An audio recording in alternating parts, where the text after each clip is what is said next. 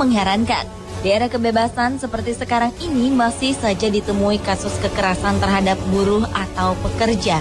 Meski melanggar hukum, praktik perbudakan secara mengejutkan masih dilakukan oleh segelintir orang yang tak bertanggung jawab. Kejadian terbaru adalah terkuaknya kasus penyekapan buruh panci di Tangerang beberapa waktu lalu. Ternyata kasus-kasus serupa juga terjadi di hampir seluruh belahan dunia. Pemirsa, inilah kasus perbudakan di era modern versi On The Spot.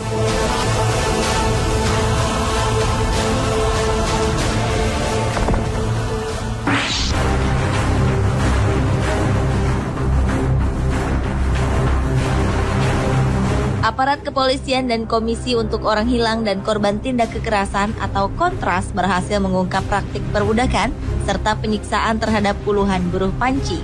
Aparat melakukan penggerebekan di Kampung Bayur Opak, Desa Lebakwangi, Kecamatan Sepatan Timur, Tangerang pada 3 Mei 2013 lalu. Saat itu 34 orang buruh berada dalam kondisi memprihatinkan.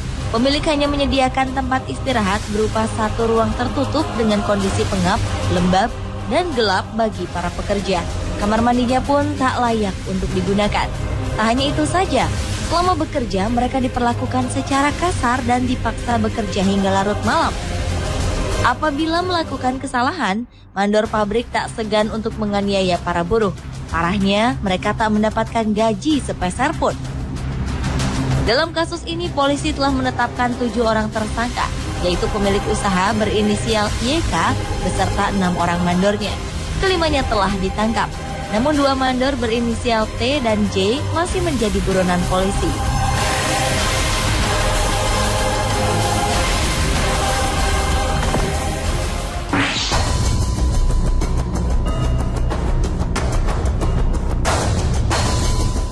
Sebuah pabrik batu bata di Provinsi Shaanxi, Cina mempekerjakan 1.000 orang buruh layaknya budak. Setelah diselidiki oleh pihak kepolisian, ternyata sebagian besar para pekerjanya memiliki keterbelakangan mental. Perbudakan ini terungkap tatkala sebuah stasiun televisi melakukan penyelidikan tentang 5 remaja terbelakang yang tiba-tiba menghilang. Curiga telah diculik dan dijual oleh penyelundup tenaga kerja.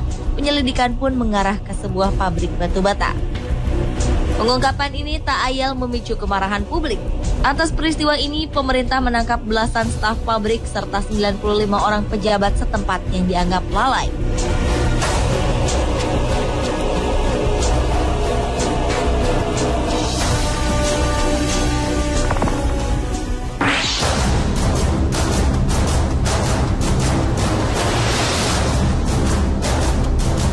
Menurut sebuah kelompok hak asasi manusia internasional, Amnesty International, Korea Utara telah menahan sekitar 200.000 orang di kamp-kamp tawanan politik yang sangat besar. Di kamp ini, para tawanan dipaksa bekerja dalam kondisi memprihatinkan dan kerap menerima penyiksaan. Amnesty International kemudian mempublikasikan gambar satelit yang menunjukkan 4 kamp yang terletak di hutan belantara di Provinsi Pyongan Selatan, Hamgyong Selatan, dan Hamgyong Utara.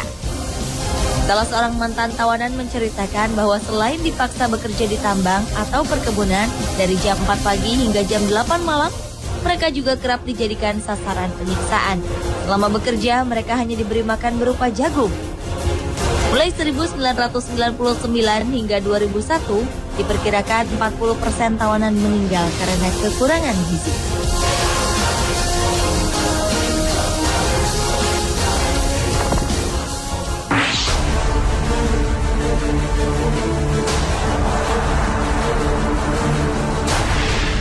Senin 3 Desember 2012 lalu, aparat keamanan Malaysia membebaskan 105 tenaga kerja wanita yang disekap dan dipaksa bekerja tanpa upah.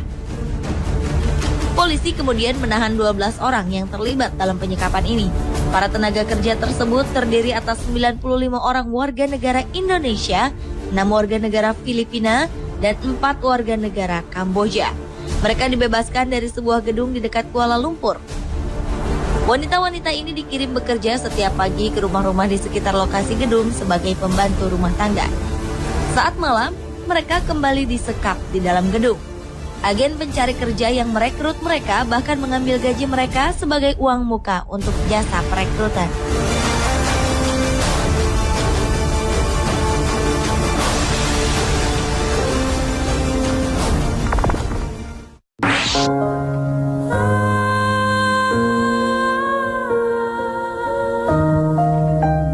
Karena kesulitan ekonomi, anak-anak di Pakistan harus turut membanting tulang sejak kecil. Dan pabrik karpet di Pakistan adalah salah satu yang sering memanfaatkan tenaga anak-anak ini dengan upah sangat kecil. Banyak anak mengalami cedera saat bekerja dengan perkakas tajam. Mereka juga mengalami infeksi saluran pernafasan, serta tak jarang menerima penganiayaan dari mandor pabrik. Mereka bekerja selama 9 hingga 10 jam setiap hari dengan istirahat selama 1 jam. Iqbal masih adalah salah satu anak yang pernah mengalami hal ini. Iqbal telah dijual semenjak berusia 4 tahun. Saat berusia 10 tahun, Iqbal berhasil melarikan diri dan mencari pertolongan. Bocah kelahiran 1982 ini akhirnya bergabung dengan Front Pembebasan Buruh Pakistan. Sayang, di usianya yang ke-12, Iqbal ditemukan telah meninggal dunia.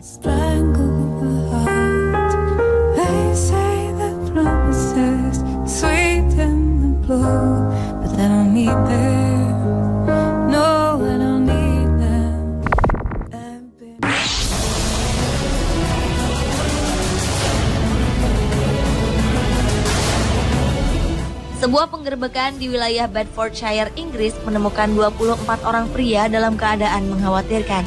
Ke-24 orang ini diselundupkan dari berbagai daerah dengan janji akan mendapat pekerjaan dengan gaji besar.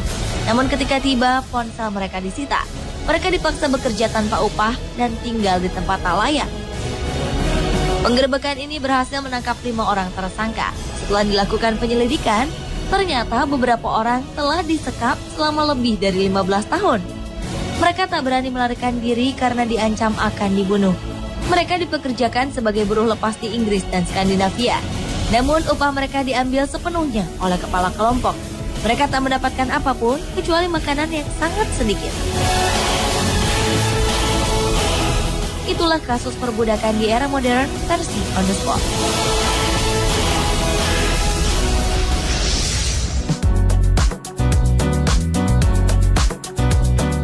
Ada kuda